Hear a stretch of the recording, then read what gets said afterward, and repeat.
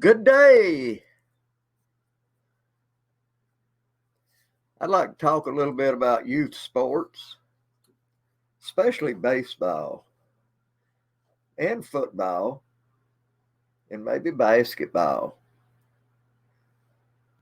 I don't know if I'm getting out because I can't see the marker here. Let me put my headphones on and see if I can hear. Just a second.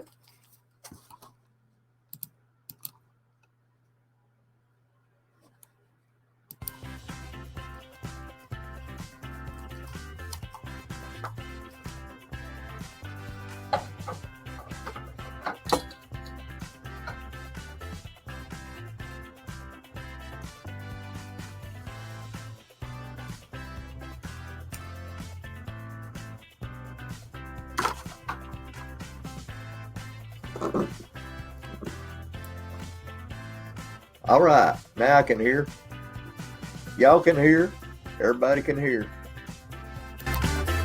Yeah, baby. Woo, we're going to talk a little bit about youth sports. Them little guys and gals. All right.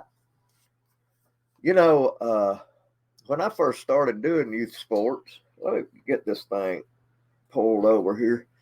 When I started doing youth sports back years ago, years and years and years ago, I knew football. I didn't know nothing about coaching or anything like that, but I knew the game and knew how it was supposed to be played. I just didn't know how to coach. That's a ball game all in itself. You can know the game, but don't know how to coach.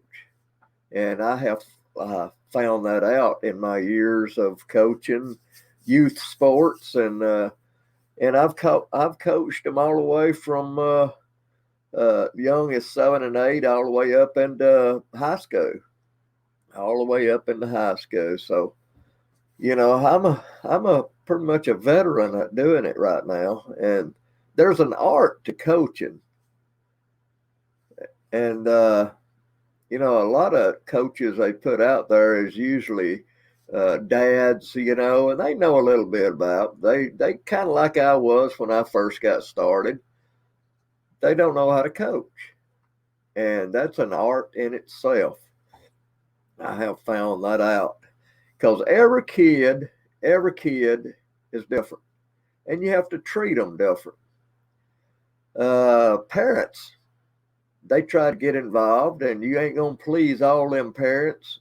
Some of them you just can't please, and you have to deal with it.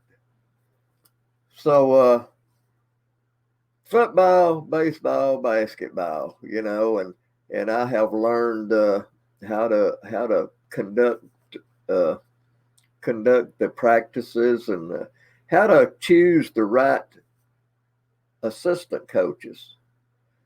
You can be a coach, and if the other assistant coaches is going over your head and teaching them something entirely different than what you're wanting to do, because every head coach is wanting to do things his way. And that don't mean it's wrong. It just means he's got his own agenda that he likes to do. And if assistant coach don't get on board with that, you have to deal with it. And I have dealt with it through the years as parents, coaches. Just last year in baseball, what was that? Just last year in baseball, I had pretty much fire a couple of my coaches. One of them was yelling and screaming at kids in the dugouts, and of course, parents don't like that. My philosophy is let them have fun, man. This is, teach them the game. Don't, you can holler at them to get their attention, but don't holler at them like they're idiots or something. You don't holler at them that way, or holler at them where they can hear you and say, hey, move over to the right. You know what I'm saying? So that part of it. But as far as yelling at them to tell them how dumb and how useless they are. I try not to do that. And that's the way I coach. Every kid is different, and some of them just ain't athletic, and you just have to teach them as much as they can learn. You know what I'm saying? And let them go from there after they leave you or come back to you or whatever. But I've always seen kids play better, especially youth sports, when they're having fun. And if you holler at them, tell them, I'll say, for instance, here, junior high used to not have baseball because of liability and stuff, but they started it up when my son was in junior high. They started it back up, and their coach hollered and screamed and tell them how no good they was and everything. And you forget, these same kids is the ones I get during the summer for youth sports. So I don't think if they won any games that year, it was one or two. And I'm not saying I'm a, Bear Bryant of coaching or anything like that, but I got these kids and let them have fun. We won every single game because they was having fun. When you holler at them, they get all tensed up and nervous and everything, and they don't do as good. So I let them have fun. I teach them the game. If I see something they done wrong outfield when they come in, I coach them. I tell them what they need to do and why they're doing it. And kids that age, especially young kids, you can tell them, but if you don't tell them why they're doing it a certain way, they still don't know. So you have to get down onto their level and say, this is why I want you to do it this way. This guy's going to be running here, and you have to just about draw it out on a piece of paper for them to understand. And I want them to understand. They learn the game quicker that way. But every head coach has got his way of doing things. I've got my way of doing things. And last year in baseball, like I say, I fired a couple of coaches. One was yelling at the kids, and it was basically the parents that really got rid of him. And one of the coaches wasn't doing nothing I wanted him to do. To hear him talk, it sounded like he knew everything about it, but he didn't. I'm sorry to say he didn't. I had a guy on third as a pass ball. I sent the guy from third to home. He's got a guy on first base over there. And after that guy makes it home, I look over there to first, and the guy's still standing there. And I'm like, send him to second, And he's like, I got this, that kind of attitude. And I'm like, undoubtedly, you ain't got it because he ought to be standing on second. And it was just little things like that. We practiced one time, and we didn't have no pitchers at all this year. It was 9 and 10-year-old boys. And I wanted to look at the pitchers and find out who could throw it, pretty straight. And I told this guy in the batting cage, I said, I've got a rubber ball in there. I said, throw every ball. During that time, get that rubber ball and throw it at them and see how they because it ain't going to hurt them. It was a rubber ball. It kind of looked like a baseball, but it was rubber. And I said, throw that at them and see how they react and how they get out of the way. And if they don't do it correctly, show them how to get out of the way. Pull your bat down, because if the ball hits the bat, it's a foul ball. So you got to pull that bat down. And then the last ball, I said, throw it and have them to bunt. We probably at that age will never bunt, but teach them how to bunt anyway. They need to know how to bunt. And I asked some of the parents a couple of weeks later if he'd done this, and they said, hey, no, he didn't do none of that. He just pitched them balls and let them hit. And see, that's what you come over. And I ended up getting rid of him. I got rid of him because he was hollering at me and stuff. And of course, I told him get outside the gate. And I didn't. That's all I said. Get outside the gate. And he got out there yelling, screaming, still. And I told him to shut up. And that's just me. And he ended up going to another. Him and Andy's son went to another team. And guess what? We beat that team later on in the year. We had no pitchers to start with. We ended up with at least 4 pitchers. Had one hind catcher that was so-so. He's just real slow getting up off the ground on pass balls. And we ended up having 4 or 5 catchers. And at the end of the season, postseason, we was 1 game away from championship game. 1 game. If we could have won that game, we'd have been in the championship game in the postseason. So I think we done pretty good and taught the boys well. And as long as they learned, they wasn't the most athletic. Some of them was pretty athletic, but, they wasn't the most athletic that I've seen out there. And I've had some really good teams. I started when my son was 10, I believe, is when I started coaching baseball. And I didn't know nothing about baseball. I didn't know the Dizzy Dean rules. I didn't know anything. I didn't know the substitution rules. I didn't know nothing. I knew a little bit about what they're supposed to be doing, but not the correct way to do it, And through the years, I was fortunate enough to coach with some guys that really knew the game and knew how it was supposed to be played. And I learned from these guys. And one of them was Jerry Gordon, and one of them was Chuck Elliott from Curry in Walker County in Alabama.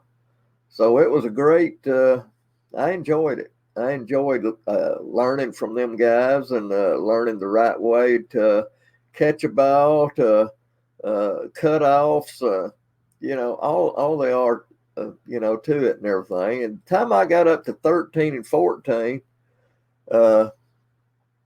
I couldn't, my team was beating people 20-0. I had some really good pitchers. I had good batters, and I went on into helping 15, 16, and then high school, summer ball before they stopped it. We went to Starkville, Mississippi into a World Series. And I was helping. I wasn't the head coach then, but there was 64 teams around the country, Texas, Illinois, Maryland, all over. There was like 5 baseball fields around Starkville that they was doing pool play and stuff. We came in second out of 64 teams. We was in the championship game. We was the Alabama state champs. And the Georgia state champs beat us 7-3, I believe it was. And it was kind of unfair because we had a rain delay the day before. And we didn't get through playing until like 2:30. 2:30. They got through at like 2 o'clock that evening. And we had to play on into the morning, And our kids were taught. Plus, we had to play on the field that the Georgia team had been playing on all along. So they knew the field, and we had to use their umpires, the umpires that had been umping their games all along. So I thought that was just a little unfair. I'm not saying that Georgia wasn't good, but that was a little unfair to us. And 7-3, that was pretty good. It was pretty good. And out of 64 teams coming in second ain't too shabby. Now, if y'all know about South Haven, Mississippi, right there south of Memphis, that's where a lot of the World Series is held. I've been there at least three times with teams. And so, there's an art to coaching. And You got to know your team, and you got different kids out there. How you doing, man? And you got different kind of kids out there. I'll tell you this: the Secret Lounge. Hi, hello there, buddy. I'm talking youth sports here, and last year, a couple of years ago, I coached my first 7 and 8 girls softball, and I was scared to death to coach them because I had never coached girls softball for one thing. You talking about 7 and 8 year olds, and a lady, a good friend of mine, she was coaching, and she knew I knew a lot about the game, so she recruited me to help her coach these girls. But after I started coaching these girls, yeah, you ain't lying. uh, but they these girls is different than boys. Boys, you can try to tell boys something, and they'll look at you. I know, like they don't want to learn or something. I know. Well, you put your glove down on the ground. If it hops, you bring it up. I know. They know, but they don't do it. Now, the girls, on the other hand, the girls softball 7 and 8, they would actually come up to me and say, Coach, what do I do if it's kind of like that. And I said, yeah, man, I'm enjoying this. That was one of the best times of coaching that I ever had, was coaching them girls. It was a lot of fun. It was scary though. And last year I had a 9 and 10 year old team, and most of the really good athletic players, they went to travel ball. So these players that I had, I'm not going to say all of them wasn't athletic, but I'd say at least 4 out of 12. Just about 4 was somewhat athletic, and it was fun. It was fun, but I had a challenge. I had a challenge of didn't have no pitchers, none at all. Nobody could throw the ball straight. Had one, they said that was a catcher the year before, but the boy, if it was a passed ball, he couldn't get off the ground. They would just run around the bases while he was trying to get off the ground. And he just couldn't get up and go get the ball. So I had to find a couple more catchers, and I ended the season with at least 4 pretty decent pitchers and about 4 catchers, because I move them around. I let them play just about every position and everything, and we done pretty good in the postseason tournament. And I have coached, I started at 9 and 10s when I started coaching, and I didn't know anything about coaching. I was just thrown in there. And I had to learn just like everybody, all the other dads, that gets thrown into it. And mostly I knew how the game was supposed to be played, but being a head coach, you got to know the right way to catch a ground ball, the right way to catch a fly ball, how to throw it correctly, how to pitch, how to play first base. There's a lot that goes into it. How to play outfield, how to cut off. And every boy is different. Every kid is different. And some of them is pretty athletic. Some of them ain't athletic. They're just not athletic. And I'm not saying anything bad about them. I've got a son that ain't athletic. I've got one that's really athletic. I've got one that ain't athletic. So, they get into baseball hoping, I don't know what their parents is hoping or anything, but some of them, I was afraid they'd get hit in the face. You know what I'm saying? I was afraid they'd get hit in the face. And I remember one boy, I think this was 13, it might have been 11 and 12 or 13, 14. It was 13, 14. He couldn't catch a cold outfield. We had him in right field. And he kept letting the ball go all the way to the fence out there, all the way to the fence. And I said, I said, man, stop it somewhere or another. I said, lay down in front of it. I said, when it hits you, get up, pick it up, and throw it to second. And, a lot of the outfielders, when they don't know nothing, they don't know which base, they don't know what to do with the ball after they get it. They looking around and don't know where to throw it. I said, if you don't know where to throw it to second base. Don't even think about it. Pick it up, throw it to second. After I told that boy to lay down and let it hit him, he done that at least 2 or 3 times. He actually laid down. The ball hit him. It didn't go to the fence, though. He picked it up, throwed it to second. When he come off the field, I said, that's all you got to do. But he wasn't very athletic, and I've seen several boys like that. I had one couple years ago. It was 13, 14-year-old. Now, that's pretty old, to be playing baseball. This boy, I think he got hit in the chest one time. That's bad. Got hit in the chest. And I was actually afraid for the boy. I was afraid he was going to maybe get hit in the face because he wore glasses and everything. So this is what I told him to keep him safe. I said, back up, let the ball hit in front of you. I didn't want him to try to catch it. I was afraid for him.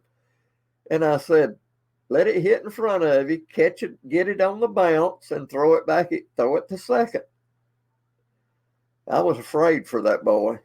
And I've coached with some other assistant coaches. I helped some people. Now listen to this scenario. This is what I go through. This is a scenario. This happened a couple years ago, I believe. Bases loaded. Bases loaded. Y'all got that? There's 2 outs. 2 outs. Now our team struggled catching. I think they was 11 and 12-year-olds, and they really struggled catching the ball. We got 2 strikes on the batter. The head coach does a throw over to first. And he actually got the boy in a rundown, but the boy on first throws it to second, and what happens? The boy on second missed it. It went out in the outfield, and they cleared the bases because of that. I said, you don't do that. He said, well, I was just trying to get that last out with the pick off. And I said, that was good, but you got to know your talent. You got to know who can catch. Plus, we had 2 strikes on the batter at the home plate. We had 2 strikes on him.